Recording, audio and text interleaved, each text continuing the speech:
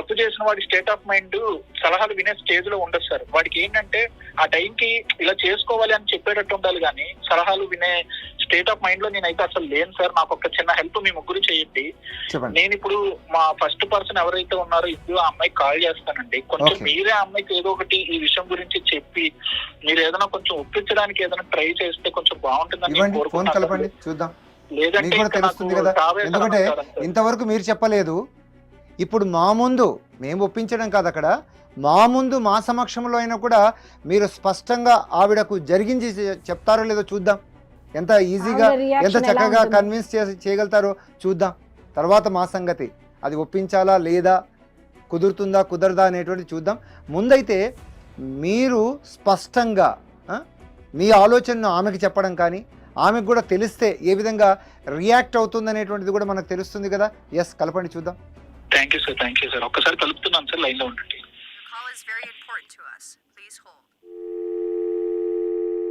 Hello అమ్మా. నాన్న చెప్పమా. అదే యాక్చువల్లీ నీతో ఒక విషయం మాట్లాడాలి. చెప్పమ్మా.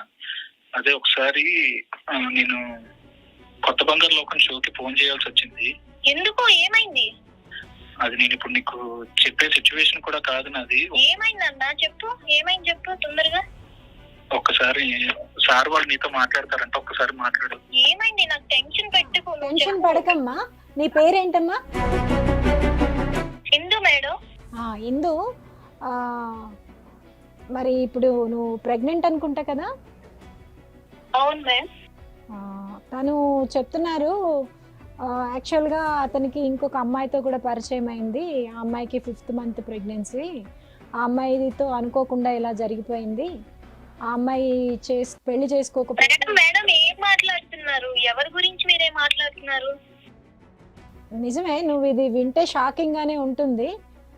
ఏంట్రా చెప్పు, నీకే ఏం చెప్తున్నారు? నీకోసం ఇట్లా మాట్లాడుతుంటే ఊరుకుంటావేంటి? ఒకసారి మేడం మాట్లాడతారు, నువ్వే మాట్లాడు. మీరే కన్విన్స్ చేయగలగండి ఇందుని. ఆ అమ్మాయి చెప్తే వినే పరిస్థితిలో లేదు. మేడం యాక్చువల్లీ తనతో నేను మాట్లాడలేను మేడం, ఎందుకంటే చెప్పనీయకుండా. పర్వాలేదు, ఇప్పుడు మేము ఉన్నాం కదా, చెప్పండి. సరే మేడం, సరే. అది యాక్చువల్లీ బేబీ అది ఏం జరిగిందంటే, అది నేను ఒక ఆఫీస్ లో వర్క్ చేస్తున్నాను, నీకు తెలుసు కదా. అక్కడ పనిచేసేటప్పుడు ఒక అమ్మాయితో పరిచయం ఏర్పడింది. ఆ అమ్మాయిది వైజాగే. అన్ఎక్స్పెక్టెడ్ గా అమ్మాయి ఇంటికి వెళ్ళేటప్పటికి ఒకరికొకరు తెలియకుండా మేము అమ్మాయిని కలవాల్సి వచ్చింది. ఏం మాట్లాడుతున్నావు? నీకు బుర్రుందా? అంటే నన్ను మోసం చేయాలనుకున్నావా నువ్వు? నేను మోసం చేయాలని అయితే నేను అనుకోలేదు, కానీ ఆ అమ్మాయి కూడా ప్రెగ్నెంట్ అంట. అసలు పిచ్చా నీకేమైనా? ఇటు నాకు చూస్తే 7th month, ఇంకా ఇంట్లో చెప్పి మ్యారేజ్ చేసుకుందాం అనుకుంటున్నా. ఇప్పుడు ఏమని చెప్పమంటావు మా పేరెంట్స్ ని?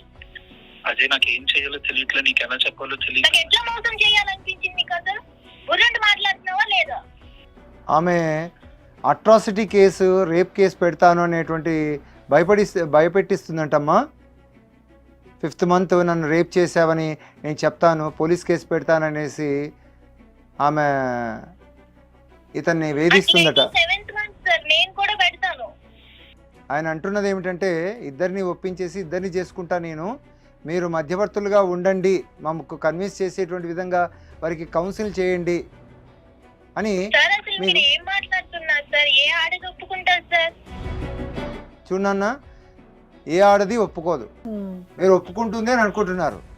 ఇప్పుడైతే ఇద్దరు ఉన్నారు, ఇద్దరు ప్రెగ్నెంట్స్ ఉన్నారు, తర్వాత నలుగురు అవుతారు, పిల్లలు కూడా వస్తారు కదా. అప్పుడు ఎట్లుంటుంది మీ పరిస్థితి చెప్పండి?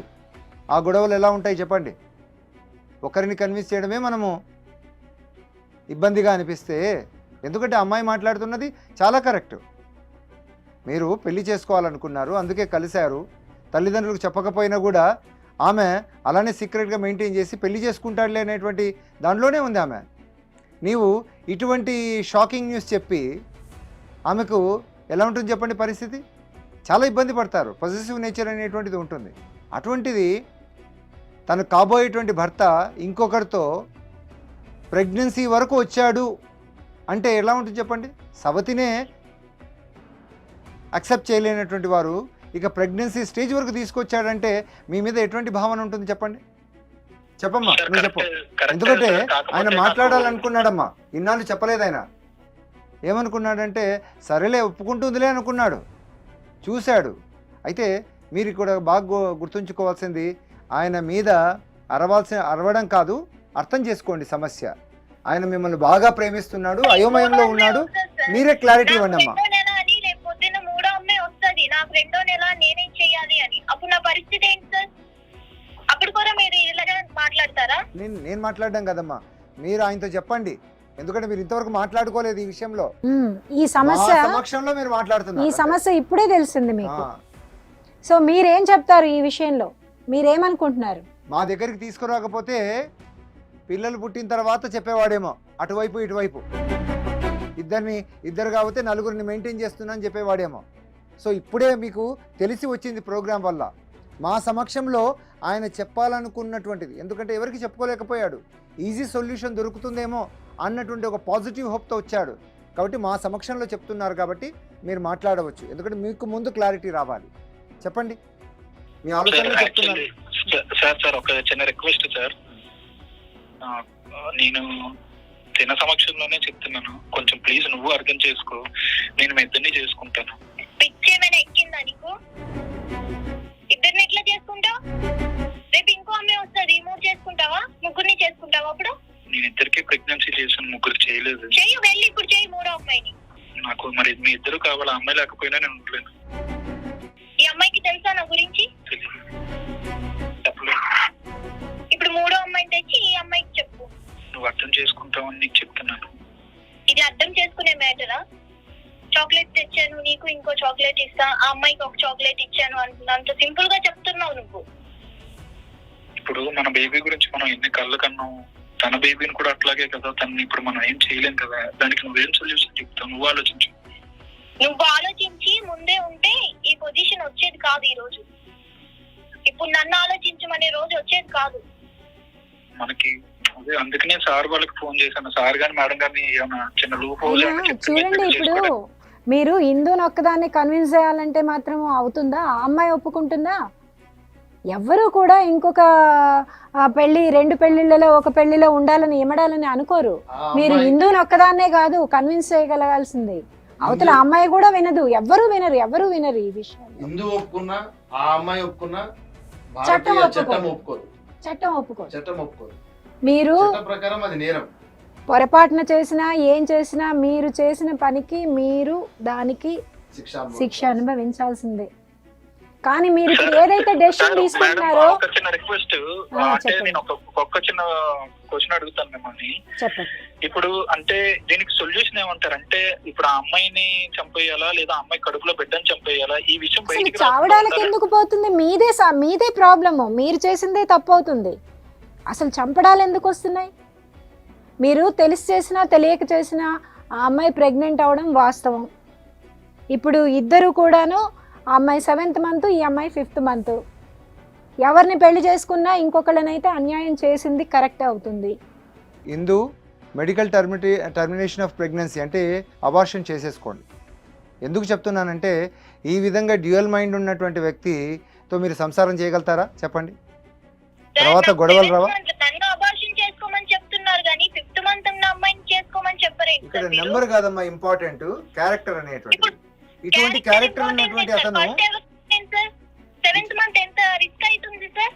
నేనేమంటున్నా అంటే నువ్వు ఇక్కడ రిస్క్ చూస్తున్నావు, నేను అంటున్నాను జీవితాంతం లైఫ్ నువ్వు పడేటువంటి అంటే ఇటువంటి వ్యక్తిత్వం కలిగినటువంటి వాడిని నీకు అవసరమా చెప్పు? న్యాయంగా పెళ్లి చేసుకోవాలనుకున్నాను సార్, అది నా తప్ప సార్? ఇప్పుడు నన్ను అబార్ట్ చేసుకోమంటున్నారు. సరే, ఇప్పుడు ఇందు నేను అంటాను ఈ ప్రాబ్లంకు సొల్యూషన్ ఏం చేద్దాం? నీవా అక్సెప్ట్ చేయవు ఆ అమ్మాయిని, ఆ అమ్మాయి ఏమో అట్రాసిటీ కింద SC STకి సంబంధించింది కాబట్టి ఆమె రేప్ కేసు కూడా పెట్టి చాలా నేను రాద్ధాంతం చేస్తా అంటుంది. మీ ఆయన తప్పకుండా జైలుకు పోతాడు. అప్పుడు నువ్వు డెలివరీ అయ్యేసేసి అలానే భజన చేసుకుంటుంటామా? ఈయన రాణిలే వచ్చిన తర్వాత మళ్ళీ ఇంకో రెండో పిల్లోని కందాము లేదా మంచిగా తయారు చేసుకుందామని వెయిట్ చేస్తావా? లేదా ఇటువంటి వ్యక్తి నాకు వద్దు అని అనుకుంటావా? చెప్పు, నువ్వే చెప్పు.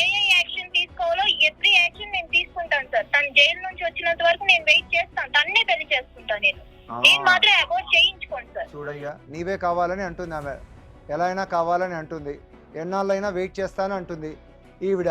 ఆవిడైతే కేసులు నన్ను పెట్టి చేసుకోకపోతే కేసులు లోపలేస్తారు. పెడతా అంటుంది. ఇంకా చూడు ఎలా ఇంకా చేస్తావు? మరి మీరే నిర్ణయించుకోవాలి. నీవెక్కడ ఇలాంటి బాల్ ఈజ్ ఇన్ అమ్మాయి యువర్ కోసం. కోర్ట్. ఈవిడిది ప్రేమే, ఆవిడిది ప్రేమే. ఆవిడికి నన్ను దక్కించుకోవాలనుంది, ఈవిడికి నన్ను దక్కించుకోవాలని. నాకు ఇద్దరు కావాలనుంది. మీరే ఏదో చెప్పండి సార్. హిందూ మ్యారేజ్ యాక్ట్ ప్రకారంగా మీరు రెండవ పెళ్లి చేసుకోలేరు. చేసుకున్నా అది చెల్లదు, ఆ పెళ్లి చెల్లదు. అసలు ముందు ఇద్దరు కూడా ఒప్పుకోరండి. వీళ్ళు ఇప్పుడు తెలియకుండా ఏదో మెయింటైన్ చేయాలనుకుంటున్నాడు అతను. ఏ హిందూ స్త్రీ కూడా ఒప్పుకోదు తన భర్తను ఇంకో స్త్రీతో పంచుకోవాలంటే వాళ్ళు ఒప్పుకోరు. అందుకేనేమండి మత మార్పిడులన్నీ జరుగుతున్నాయి. ఎందుకంటే ఇక్కడ వీలు పడదు కాబట్టి ఇంకొక మతంలో జరుగుతున్నాయి. సౌలభ్యం ఉంది అనేసి చాలా మంది ఇలా మారిపోతున్నారు. అవును. అలా మారి పెళ్లి చేసుకుంటే అది చెల్లదండి. అలా కూడా చెల్లదు. చూడండి, మీరు మత మార్పిడి కూడా ఆ ఛాన్స్ కూడా లేదు. ఇంకేం చేద్దాం ఇప్పుడు చెప్పండి. నేను ఏం చేయాలి సార్ చెప్పండి మీరే. నాకు ఎలాంటి లీగబిలిటీస్ ఉంటాయి? ఒకటైతే అమ్మా ఇందు, అతనికి కూడా నువ్వంటేనే ఇష్టం ఉంది. నాకు తెలిసినంత వరకు అతను ఆ అమ్మాయి పెట్టే కేసులకు భయపడుతున్నాడు. ఎందుకంటే అతను చెప్పడం కూడా ఏదో అనుకోని సంఘటనలో అలా జరిగిపోయింది. ఆ తర్వాత నేను జరిగింది తప్పనుకుని నేను అవాయిడ్ చేశాను. 5 months తర్వాత నాకు వేరే వ్యక్తి ద్వారా తెలిసింది ఆ అమ్మాయి ప్రెగ్నెంట్ అని చెప్తున్నాడు. కాకపోతే ఆ అమ్మాయి ఏదైతే కేసులు పెడతానని చెప్తోందో దానికి భయపడి మాత్రమే అతను ఇద్దరిని చేసుకుంటే ఎలా ఉంటుంది, లేదా ఆ అమ్మాయి కడుపులో కూడా బిడ్డ ఉంది కాబట్టి అది మనం ఇలా చేస్తే న్యాయం ఉంటుందేమో అని ఆలోచిస్తున్నాడు తప్ప, ఫస్ట్ నువ్వే ఉన్నావు కాబట్టి మీరిద్దరూ పెళ్లి చేసుకోవడము, ఆ అమ్మాయి విషయంలో ఏదైనా సరే లీగల్ కాన్సిక్వెన్సెస్కి ఎదుర్కోవడము కరెక్ట్. లేకపోతే ఇప్పుడేదో ఇద్దరిని చేసుకున్నా రేపు పొద్దున్న ఏదో మేనేజ్ చేద్దాం అనుకున్నా కూడా అది కుదరని పని. చట్టం మాత్రం ఎప్పటికీ ఒప్పుకోదు 2 పెళ్ళిళ్ళని. ఈ లైఫ్ లాంగ్ అతనికి ఈ థ్రెట్ అయితే ఉంటుంది. తెలియకుండా చేద్దాం అనుకున్నా కూడా. నాకు ఈ అమ్మాయికి అన్యాయం చేయలేదు, అమ్మాయికి అన్యాయం చేయలేదు మేడం. యాక్చువల్లీ నాకు ఇద్దరు పిల్లల్ని ఎత్తుకుని ఆడించాలనేదే ఉంది. ఎందుకంటే మేడం ఇప్పుడు ఒక ఆడ పిల్లల అంటే నేను ఒక తల్లికి పుట్టిన వాడిని. ఆ పెయిన్స్ నాకు తెలుసు మేడం. వాళ్ళు ఒక బిడ్డకి జన్మనివ్వడానికి పడే కష్టం నాకు తెలుసు మేడం. అలాంటి వాళ్ళని నేను అబార్ట్ చేయించుకోమని చెప్పడం నాకు ఇష్టం లేదు. నాకు ఇద్దరిని తీసుకోవాలనుంది, ఇద్దరిని చేసుకుని చూసుకోవాలనుంది. నేను మిమ్మల్ని ఎందుకు సంప్రదిస్తున్నాను అంటే ఇద్దరిని ఒప్పించి ఒక ఇంట్లో ఉండేటట్టుగా మీరు చేస్తారు. నేను అటు ఇటు వెళ్ళడం కూడా నాకు ఇబ్బందిగా ఉంటుంది. మరి ఆ ఇంటికి తిరగాలి. ఆలోచన విధానంలో ఏదో తేడా కనిపిస్తుంది నాకు. ఇక్కడ మేమున్నది ఏమిటంటే మీకు నచ్చినటువంటి విధంగా మేము చేసే దానికోసం లేము. ఇక్కడ ఏది బెస్టో అంటే మనకు అన్ని కోరికలు ఉంటాయి. అయితే అవి కూడా సాధ్యమా అసాధ్యమా అనేటువంటిది, పాసిబులా ఇంపాసిబుల్ అనేటువంటిది కూడా చూసుకోవాలి కదా. ఫీజిబిలిటీ కూడా చూసుకోవాలి కదా, అక్సెప్టబిలిటీ కూడా చూసుకోవాలి కదా. ఇలా చేస్తే రెఫ్యూజబిలిటీ పెరుగుతుంది అన్నట్టు. అందరూ కూడా మిమ్మల్ని ఇంకొక రకంగా చూస్తారు.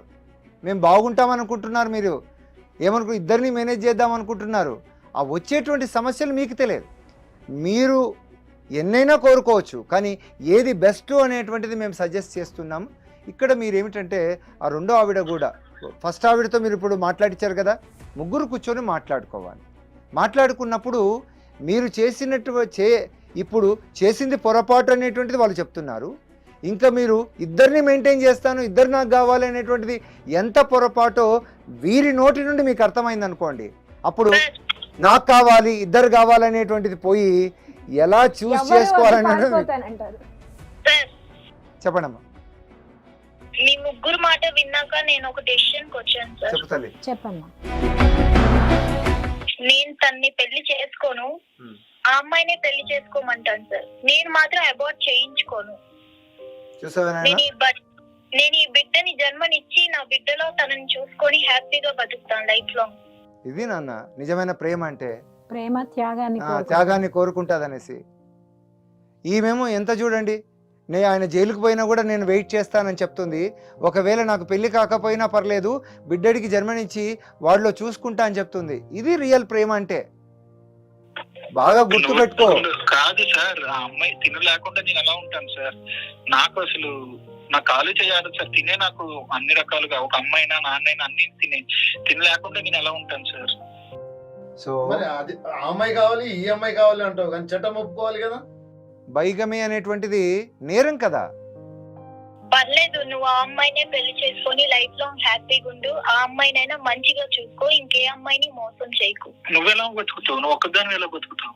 నా బిడ్డలో నిన్ను చూసుకుంటా, లైఫ్ లాంగ్ హ్యాపీగా ఉంటా. నేను ఉండలేను కదా, నిన్ను వదిలి నేను ఉండలేను. నీకు తెలుసు, రాత్రి అయితే నేను వచ్చేస్తాను కదా ఇంటికి. ఆ విషయం కూడా నీకు తెలుసు. పర్లేదు, నువ్వు హ్యాపీగా ఉండడమే నాకు కావాలి. లైఫ్ లాంగ్ ఆ అమ్మాయితో, ఆ అమ్మాయికి పుట్టిన బిడ్డతో హ్యాపీగా ఉంటా. ప్లీజ్ నువ్వు అలా అనుకో, ప్లీజ్ నువ్వు అలా అనుకో. నువ్వు కావాలి నాకు, నాకు ఇద్దరు కావాలి. నేనైతే ఏమనుకుంటున్నానంటే ఆ రెండో అమ్మాయి మాత్రం తప్పకుండా కలిసి ఉండలేదు. ఎందుకంటే ఈమె ప్రేమతో జయిస్తుంది. నిజమైనటువంటి ప్రేమగా మనందరికి కూడా అర్థమైంది, చూస్తున్నటువంటి ప్రేక్షకులకు కూడా తెలుస్తూ ఉంది. అయితే ఆ అమ్మాయి ఇది భరించలేదు.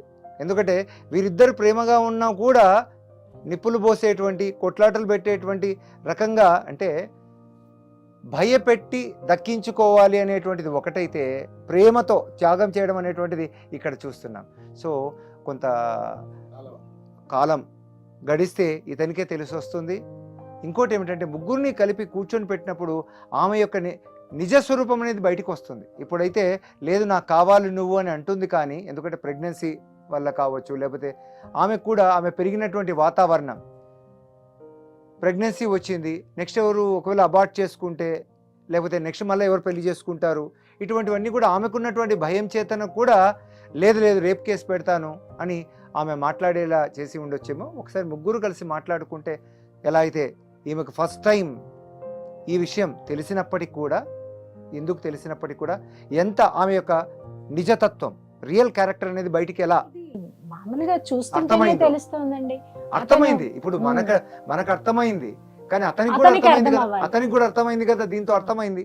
కాబట్టి ఎవరు కావాలి, ఎవరిని వదులుకోవాలి అనేటువంటిది అతనికి తెలుస్తుంది అనుకుంటాను. కావాలనుకున్న వ్యక్తి కోసం దేనికైనా నిలబడగలగాలి అనేది అతనికి తెలియాలి, ఎలాంటి కష్టాన్నైనా భరించాల్సి. కానీ నేను అప్రిషియేట్ చేస్తున్నాను, నీకు ఒక మంచి భార్య ఎలా ఉండాలో అటువంటి క్వాలిటీస్ అన్ని ఇందులో ఉన్నాయి. ఇంకా నువ్వు తెలివిగల వ్యక్తివా కాదా అనేటువంటిది నీకు కాలమే నిర్ణయిస్తుంది. నువ్వు ముగ్గురు కలిసి మాట్లాడుకున్నప్పుడు తెలుస్తుంది. అంతవరకు గొడవలు తెచ్చుకోకుండా, ఎందుకంటే నీ వైపు కూడా ఒక పాజిటివిటీ ఉంది. లేడీస్ను గౌరవించేటువంటి, అంటే పొరపాటు చేసి ఉండొచ్చేమో కానీ మీరు ఇద్దరు కావాలి, ఇద్దరికి న్యాయం చేయాలి, ఇద్దరిని చూసుకోవాలి అనేటువంటి ఒక సాఫ్ట్ కార్నర్ ఎక్స్ప్రెస్ చేస్తున్నారు. కాబట్టి సాఫ్ట్ కార్నర్ మాత్రమే పనికిరాదు జీవితంలో. Some of the things you have to take decisions, కరెక్ట్గా తీసుకోవాలి డెసిషన్స్. చేసేటువంటి చిన్ని పొరపాట్లే గుదిబండలాగా, సమస్యలాగా మనకు తయారవుతాయి అన్నట్టు. అన్నీ నేను చేసుకుంటానులే, అన్నిటినీ నేను ఏమి మగవాణ్ణి కదా, ఏ చేసినా పొరపాటు ఎక్కడా ఉండదులే, నన్ను ఎవరు ప్రశ్నించేటువంటి వాళ్ళు, లివింగ్ టుగెదర్ అనేటువంటి పాసిబిలిటీ ఉంది కదా, నేను ఇద్దరిని పెళ్లి చేసుకోను కానీ ఇద్దరితో సంసారం చేస్తుంటాను అనేటువంటి కంక్లూజన్ కూడా రావచ్చేమో. కానీ మీ జీవితం అనేటువంటిది మీ చేతుల్లో ఉంది. ఒకసారి డిస్కస్ చేసుకోండి. చెప్పమ్మా ఇందు. అమ్మా తల్లి చెప్పు ఇందు. నేను ఎటువంటి కేసు పెట్టాలనుకోవట్లేదు సార్. తన లైఫ్ తను వదిలేయాలనుకుంటున్నాను. నువ్వు తనతో లైఫ్ లాంగ్ హ్యాపీగా ఉండు, తనకి మంచి లైఫ్ ఇవ్వు, నీ బిడ్డతో హ్యాపీగా ఉండు. ఎప్పుడైనా నువ్వు గుర్తొచ్చినప్పుడు ఒక్క మెసేజ్ పెడతాను, అది కూడా నీకు నచ్చితే వీలైతే రిప్లై ఇవ్వు. నీకు ప్రాబ్లం లేదు అనుకుంటే నేనైతే నీ మీద ఏ కేసు పెట్టి నిన్ను బయటికి లాగను, నీ పరువు తీయను.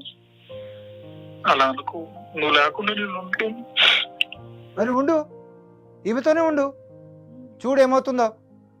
చేసిన పొరపాటుకు సమాజం వేసేటువంటి నిందలు, దాన్ని ఎదుర్కో, చూద్దాం ఏమవుతుందో. రేప్ కేసు అయితే మాత్రం పెట్టడానికి ఉండదు. ఆవిడ పెట్టినా కూడా అది కోర్టులో చెల్లదు. అది మీ ఇద్దరికి జరిగిన సంభాషణలు ఇవన్నీ ఉన్నాయి కదా. అవును మేడం, అంత సివియర్ గా ఉండే పనిష్మెంట్స్ ఏమీ రావు మీకు. మేడం యాక్చువల్లీ తినేంటి మేడం ఇలాంటి డిసిషన్ తీసుకుంది, వదిలేసి వెళ్తానట్టుంది మేడం. మరి ఇలాంటి ఇద్దరిని చేసుకుంటానంటే ఆ అమ్మాయి అలా రియాక్ట్ అవుతుంది. లేదు ఇందు నువ్వే నాకు కావాలి, మరి ఆ అమ్మాయి ఇలా అంటుంది కేసులు అవి పెడతానని, మరి పర్వాలేదా మనం కలిసి ఎదుర్కొందామా, మరి నా వైపు నుంచి సమస్య ఉంది, ఆ సమస్యతో పాటు నన్ను యాక్సెప్ట్ చేస్తావా అని అడిగి చూడండి. ఇందు ఏం చెప్తుందో. హ్యాపీగా ఉండు, ఆ అమ్మాయితో హ్యాపీగా ఉండు. నేను అందరికి దూరంగా వెళ్ళిపోతా, మా పేరెంట్స్ కూడా చాలా దూరంగా వెళ్ళిపోతా. ఎందుకంటే ఈ బిడ్డకి జన్మించిన తర్వాత తండ్రి ఎవరు అంటే నేనేం చెప్పలేను. బట్ నీ మెమోరీ నాకు కావాలి. అందుకే ఈ బిడ్డతో నేను ఇట్లనే లైఫ్ లాంగ్ గడిపేస్తాను. ఉంటాను.